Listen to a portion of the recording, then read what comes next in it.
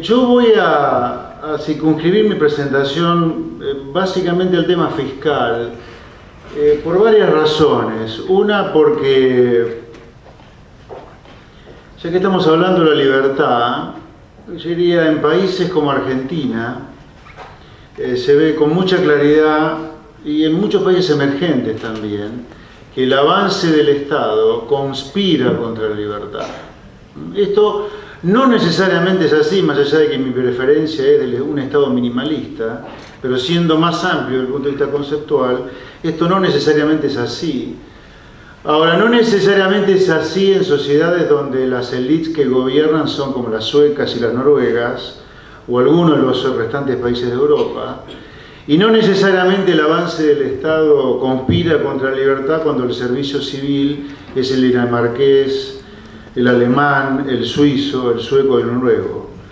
Pero más allá de mi preferencia por un Estado minimalista, sí es cierto que en sociedades como la Argentina el avance del Estado ha conspirado contra la libertad, no solo contra la libertad de expresión, que en promedio la sociedad argentina guarda mucho aprecio por la libertad de expresión, no así por la libertad económica. La sociedad argentina en ese sentido creo que tiene una gran confusión acerca de tratar de ser muy libre desde el punto de vista de la capacidad para expresarse, pero en materia económica creo que de ninguna manera el valor tiene la importancia que se tiene el valor de la libertad de expresión.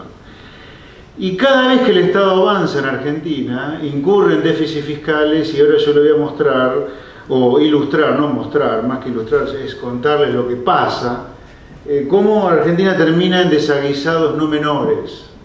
Entonces, acá en Argentina, les diría que es el país que nos importa, hay una clara interrelación entre el avance del Estado, la pérdida de libertades, cosa que estamos viendo hoy de manera muy clara en Argentina kirchnerista, y además, más allá de la pérdida de libertad de expresión y la pérdida de libertad económica, el avance del Estado ha traído como consecuencia siempre situaciones extremadamente complejas como la que ya estamos viviendo. En esta gráfica lo que yo les muestro es una breve historia fiscal argentina del último medio siglo. Bueno, hasta que me consigan el puntero láser voy a tratar de ir con el dedo, pero ahí tienen ustedes 5 puntos marcados en el último medio siglo, que son las crisis que han atravesado la historia económica argentina de los últimos 50 años. El punto número 1 es el Rodrigazo, año 1975. Fíjense que el Rodrigazo ocurre con un déficit fiscal, incluido provincias y después del pago de intereses, de 12 puntos del producto.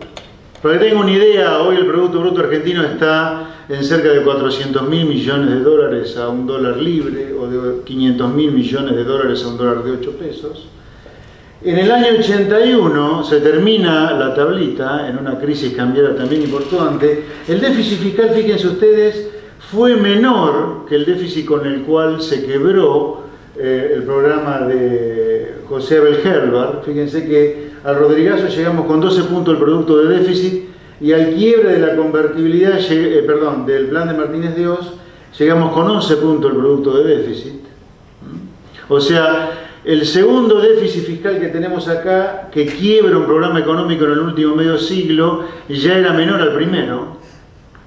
Luego viene la hiperinflación. Fíjense que la hiperinflación ocurre con un déficit fiscal menor al déficit fiscal con el cual se quiebra la tablita Martínez de Oz, y menor al déficit fiscal con el cual se quiebra el programa de José Belgerro y termina Rodrigazo. Luego viene la convertibilidad.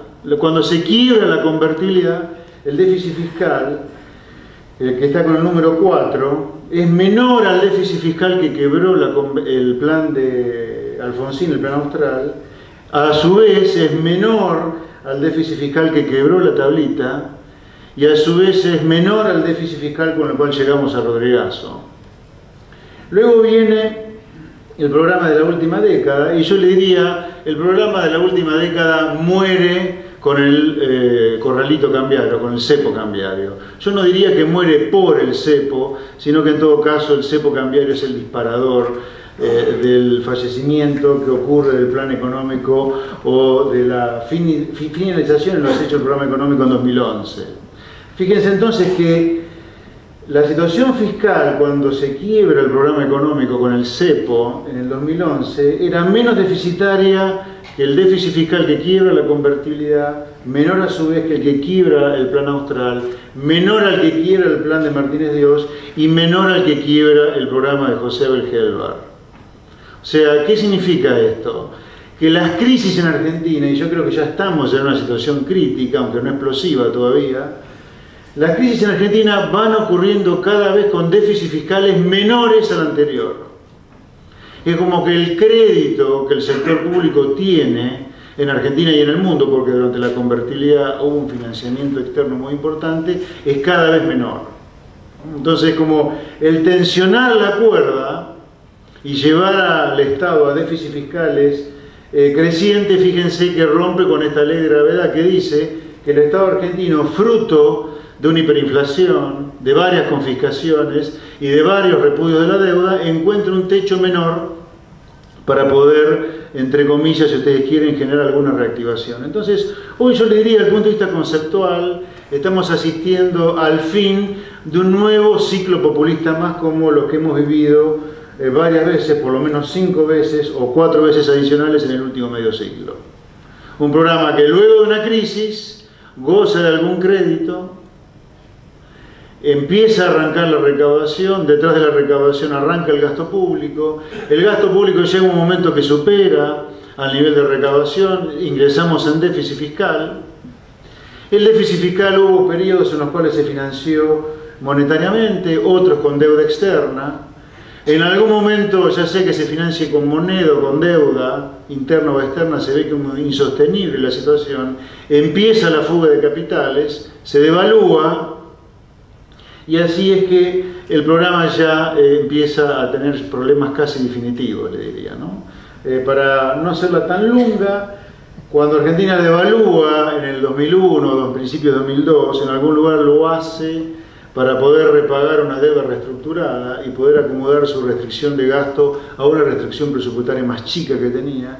Y en algún lugar cuando Argentina empieza a devaluar, particularmente a partir del cepo cambiario, y es para recuperar un nivel de reservas que estaba perdiendo de manera muy significativa. Así que yo diría, de esta gráfica lo que surge con claridad es que las crisis que Argentina ha tenido en el último medio siglo, que han sido claras, Rodrigazo, el fin de la tablita, la hiperinflación, el fin de la convertibilidad y el fin de lo que se llama el modelo con el cepo cambiario, están estrechamente relacionados con crisis de financiamiento del fisco. Y además, la otra cosa importante es que el déficit fiscal que quebró a cada uno de los programas económicos del último medio siglo es un déficit fiscal cada vez más chico. Como que el espacio para hacer déficits fiscales es cada vez menor en Argentina hasta que empezamos a tener problemas y posteriormente crisis en la medida en que se insiste en ellos. Ahora, ¿qué ha ocurrido en el último medio siglo con estas crisis fiscales, con la recaudación y con el gasto público? ¿Es un problema de falta de recaudación, por lo cual estos programas económicos han terminado en crisis, o es por un exceso de gasto? Como ustedes sospecharán, antes de la recaudación, una cosa importante, mucho se ha hablado en la última década del desendeudamiento, y la verdad que cuando uno mira la deuda pública relevante, si bien este gráfico parece un plato de fideos, miren la gráfica azul, que es la deuda pública que incluye la deuda del fisco con el Banco Central. Como verán ustedes, la deuda que incluye la deuda del fisco con el Banco Central ha sido creciente desde el año 90 para acá, en la primera línea, la línea azul. Hoy tenemos una deuda pública que, incluyendo la deuda pública en default, o sea, Club de París y Holdhouse, está arriba de los 200.000 millones de dólares, cuando se quiebra la convertibilidad estaba en 144.000 millones de dólares. O sea, hoy la deuda pública es 70.000 millones de dólares más alta que la deuda pública que quebró la convertibilidad. Es cierto, y ese es parte del relato oficial, la deuda pública con el sector privado, que es la línea roja, la que está en segundo lugar, contra el sector privado ha bajado algo, le diría, en la última década, porque se ha sustituido de acreedor. En lugar del acreedor extranjero, el acreedor ha sido el Banco Central, que en última instancia somos nosotros, los tenedores de billetes y monedas o depósitos en los bancos, que perdemos poder de compra como consecuencia de la inflación. Y yo diría, la inflación a este nivel, si me conseguís un puntero te lo voy a agradecer. La inflación a este nivel, yo le diría, es una suerte de default también de la deuda pública llamada base monetaria. Así que a la larga es absolutamente irrelevante cómo termino financiando el déficit. A la larga la deuda con la cual se incurre se termina defaulteando. De manera explícita, como fue en algún momento de los 80 o en el fin de la convertibilidad, o de manera más solapada, como es con una tasa de inflación del 40% que nos coloca entre los 5 países de mayor inflación del mundo. Ahora sí voy al tema de la recaudación y el gasto. Cuando uno mira la recaudación en términos del producto, en los últimos 40 años, la recaudación no ha parado de crecer. Ahora, cuando uno mira la recaudación en términos del producto, la única manera que la recaudación puede crecer en términos del producto es como consecuencia de mejora en la administración tributaria o de más impuestos. No hay alternativa. Gracias. No hay alternativa. La única manera por la cual puede crecer la recaudación en términos del producto es, insisto, por mejora en la administración fiscal, o sea, baja elevación si ustedes quieren, o impuestazos, o más impuestos si ustedes quieren, o el no ajuste de las escalas o de los mínimos como ha ocurrido mucho en la última década. Porque el crecimiento económico ya está metido adentro del producto y adentro de la recaudación. Cuando uno mira la última década, la recaudación de impuestos ha subido 11 puntos del producto. Esos 11 puntos del producto, ¿cómo hay que abrirlos? Bueno, el número 1, como se imaginarán, son las retenciones, para explicar el aumento de la recaudación, no para explicar el nivel. Acá hay un divorcio absoluto entre explicar el crecimiento de la recaudación de la última década y el nivel de recaudación de la última década. Pero si uno va a explicar el crecimiento de la recaudación en términos del producto de la última década, 2.6 de ese aumento en la recaudación son las retenciones a las exportaciones, particularmente del agro. En segundo lugar es el impuesto inflacionario.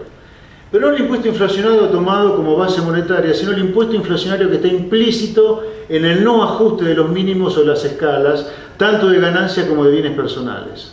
Acá está excluido el impuesto inflacionario como la demanda de base monetaria que hay para mantener constante los saldos monetarios reales. Acá está el impuesto inflacionario como el no ajuste de las escalas de ganancias y bienes personales o el no ajuste de los mínimos de ganancias y bienes personales. Fíjense que están en segundo lugar peleando la pole position con las retenciones a las exportaciones. En segundo, o si ustedes quieren en tercer lugar, está el impuesto al cheque. Fíjense, retenciones, impuesto al cheque, impuestos creados en el 2001, el cheque en el 2001, retenciones en el 2002, pero en realidad empezaron a recaudarse algo del impuesto al cheque a partir del comienzo de la reactivación en 2003. Luego, en la mejora en la administración tributaria que hemos notado nosotros son de 2 puntos, los impuestos provinciales 0,6. Acá está entonces el total de 11 puntos del producto, más impuestos. Entonces, lo que explica la dinámica de por qué hoy estamos con la quinta peor situación fiscal del último medio siglo, a pesar de este aumento de la recaudación impositiva de 11 puntos del producto, que ningún otro de los 4 planes económicos anteriores tuvo, es el aumento del gasto público. El aumento del gasto público ha sido de 13 puntos en los últimos 10 años. Acá está la apertura de los aumentos del gasto público. El gasto en salarios, incluido obviamente el aumento de la mano de obra ocupada en el sector público, 4.3 de los 13 puntos del producto aumento del gasto público, el gasto en jubilaciones 3.4, los subsidios 2.7, la inversión y el déficit de las empresas públicas. Así que fíjense que si uno va a explicar el aumento de la recaudación de la última década, las retenciones ocupan el primer lugar, junto con el impuesto inflacionario. Y si uno va a explicar el aumento del gasto público en la última década, uno de los más importantes están los subsidios. Esto se lo digo a propósito por algo que les voy a decir ahora. Porque cuando uno va a mirar el nivel de la recaudación, las retenciones son absolutamente irrelevantes. Y cuando uno va a ver el nivel del gasto público, los subsidios son también totalmente irrelevantes. Para mirar los ingresos, fíjense ustedes, teniendo cerrado el año 2013, el Estado, incluyendo provincias, recaudaba más de 1 billón de pesos de impuestos. Acá está la apertura de impuestos a nivel federal y acá está la apertura de impuestos a nivel provincial. El impuesto número 1 en Argentina hoy es el IVA. El impuesto número 2 es el impuesto al salario, el impuesto a la seguridad social. Y los derechos de exportación en el 2013 representaron 77.000 millones de pesos sobre 1 billón de pesos de total de recaudación. O sea, menos del 8% del total de recaudación representan las retenciones, al revés, no solo de lo que se piensa, sino al revés de un discurso oficial absurdo que ha puesto a las retenciones como el pilar de la estructura tributaria argentina y el financiamiento del fisco. Y completamente a la inversa. Las retenciones son absolutamente irrelevantes, si ustedes quieren, en términos del total de la recaudación de impuestos. Podrá ser relevante para discutir poder en términos de nación y provincia, pero ese es otro tema. En términos del gasto público, el gasto público del año 2013, incluyendo provincias, fue superior a 1.200.000 millones de pesos. Ya estamos hablando de un número 1 y 12 ceros, 1 billón de pesos los nuestros. De ese gasto público, los subsidios a la energía son solo 70.000 millones de pesos. También menos del 10% como las retenciones sobre el total de la recaudación. El grueso del gasto público está en salarios, en la obra pública, los gastos en seguridad social y otros subsidios, entre los cuales están los subsidios sociales y todo el déficit de las empresas públicas. Pero hoy que se está hablando tanto de los subsidios a la energía, fíjense que los subsidios a la energía son menos del 8% del gasto público, menos del 7% del gasto público. Ahora, acá hay un tema, creo yo, que tiene que ver con un tema que se estudia mucho en economía, que es el problema del principal agente. Puesto en términos en criollo, es lo que tiene poder de lobby. ¿Por qué se discute alegremente una baja de subsidios cuando los subsidios son irrelevantes a la energía, digo, irrelevantes para explicar el gasto público? ¿Por qué no se discute que el principal problema que tenemos en el gasto público es el empleo público? ¿O por qué no se discute que un problema grande también está en la seguridad social, donde en los últimos 5 años el gobierno jubiló, particularmente para que Cristina fuera elegida en 2007 presidenta, un jubileo a más de 2 millones de personas que no habían realizado aportes durante 30 años? Porque hay 2.000 personas, no más de